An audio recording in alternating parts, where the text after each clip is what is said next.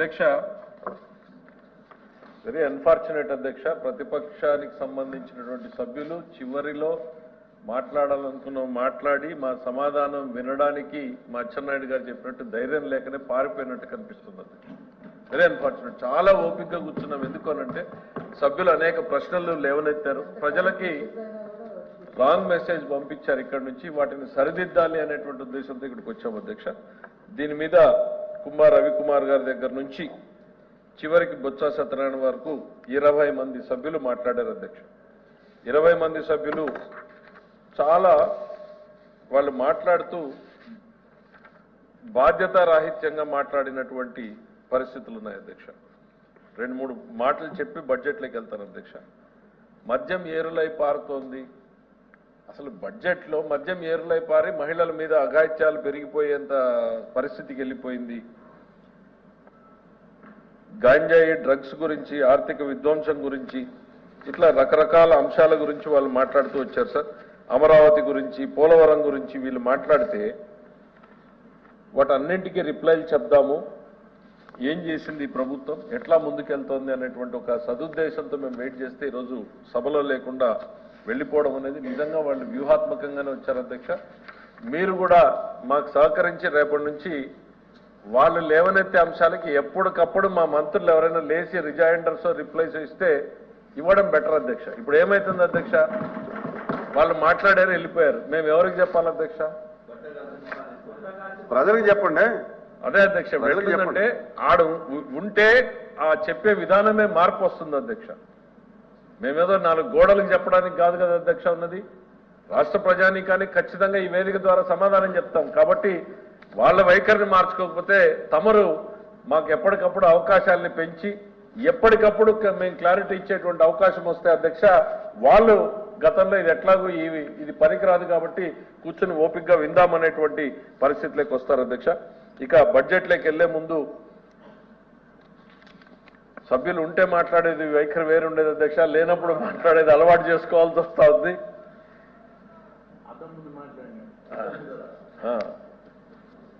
అధ్యక్ష. బడ్జెట్ అనేటువంటి కార్యక్రమానికి ఎంతో పవిత్రమైంది అధ్యక్ష. ప్రభుత్వం ఖర్చు పెట్టే ప్రతి రూపాయిని కూడా శాసనసభకు తెలిపి శాసనసభ ఆమోదం ద్వారా మాత్రమే ఖర్చు జరగాలి అనేటువంటి ఆలోచనతో ప్రవేశపెట్టినటువంటి ఈ బడ్జెట్ని శాసనసభలోను శాసన మండలిలోనూ సుదీర్ఘంగా చర్చించి సలహాలు సూచనలు విమర్శలతోటి అనేక ఆలోచనలతోటి వచ్చిన తర్వాత బడ్జెట్ని ఆమోదించడం జరుగుతూ ఉంది అధ్యక్ష. ఈ సభలో ఎట్లా నడిచింది, ఆ సభలో ఎట్లా నడిచింది అనేటువంటిది ఒక్కసారి చూస్తే అధ్యక్ష, మేము మంచి చేసే ప్రయత్నం చేస్తున్నాం అధ్యక్ష. మంచి చేసే ప్రయత్నం చేసినప్పుడు సద్విమర్శలు చేయొచ్చు, సలహాలు చేయొచ్చు, వాటిని రిసీవ్ చేసుకోవడానికి మేము సిద్ధంగా ఉన్నాం అధ్యక్ష. వాళ్ళు మంచి చేయలేకపోతే మంచి చేసే వాళ్ళని చేయనిచ్చినా పర్వాలేదు, కానీ ఇట్లా అసెంబ్లీ లేకపోతేనేమో డ్రాప్ అవుట్లు అయిపోతారు అధ్యక్ష. స్కూల్లో పిల్లలు డ్రాప్ అవుట్ అయినట్టు ఎమ్మెల్యేలు కూడా డ్రాప్ అవుట్ అసెంబ్లీ నుంచి అయిపోయారు. ఇక్కడికి వస్తేనేమో వాకౌట్ అయిపోతున్నారు. అదే ఇక్కడికి వస్తే అక్కడ డ్రాప్ అవుట్ అవుతున్నారు, ఇక్కడ వాకౌట్ అవుతున్నారు అధ్యక్ష. వాళ్ళు ప్రజా జీవనంలో నుంచి కూడా డ్రాప్ అవుట్ అయ్యేటువంటి రోజులు తొందరలోనే ఉన్నాయి అధ్యక్ష. ఇదే వైఖరి వాళ్ళు ఇట్లానే వెళ్తే ప్రజా జీవనం నుంచి కూడా వాళ్ళు డ్రాప్ అవుట్ అయ్యేటువంటి రోజులు తొందరలోనే ఉన్నాయనేటువంటిది ఈ సందర్భంగా అధ్యక్ష. ఇవాళ వీళ్ళు అనేక తప్పులు పడుతున్నారు అధ్యక్ష. నిజంగా ఒక సెకండ్ అనుమానం వచ్చింది అధ్యక్ష, వీళ్ళ స్పీచ్లన్నీ చదువుతూ ఉంటే నిజంగా కేటాయింపుల్లో ఏమన్నా పొరపాట్లు జరిగాయని ఒక సుదీర్ఘ కసరత్తు చేసినటువంటి మాకే అనుమానం వచ్చే రకంగా మాట్లాడి ఏమాత్రం వాస్తవానికి దగ్గర లేకుండా అధ్యక్ష. ఇవాళ రాయలసీమ ప్రాజెక్టులకు మేము ఎక్కువ కేటాయించాం అధ్యక్ష. ఆయన మిత్రుడు శివరామరెడ్డి గారు అటువైపు నుంచి మాట్లాడుతూ మీరు ఏం చేశారని అధ్యక్ష ఒకటి చెప్పదలుచుకున్నా అధ్యక్ష. ఉమ్మడి ఆంధ్రప్రదేశ్ రాష్ట్రంలో కూడా కేటాయించనంత అధిక మొత్తాల్ని వాళ్ళ రాయలసీమ ప్రాజెక్టులకు కేటాయించాం అధ్యక్ష, ఉత్తరాంధ్ర ప్రాజెక్టులకు కేటాయించాం అధ్యక్ష. ఇంతకన్నా ఒక వ్యక్తి ఏం చేయగలడు అధ్యక్ష? చంద్రబాబు నాయుడు గారు ఆయన ఇరిగేషన్ ప్రాధాన్యత పెట్టుకున్న తర్వాత అంత హైయెస్ట్ కేటాయించినటువంటిది అధ్యక్ష. వీళ్ళు ఇంకా ఏంది దేనికి తప్పులు పడుతున్నారు అధ్యక్ష? మా రోడ్లన్నింటినీ ఇవాళ రైడింగ్ సర్ఫేస్ ని బ్రహ్మాండంగా ఇంప్రూవ్ చేసేదానికి కేటాయింపులు పెంచినందుకు వాళ్ళు తప్పులు పడుతున్నారు అధ్యక్ష.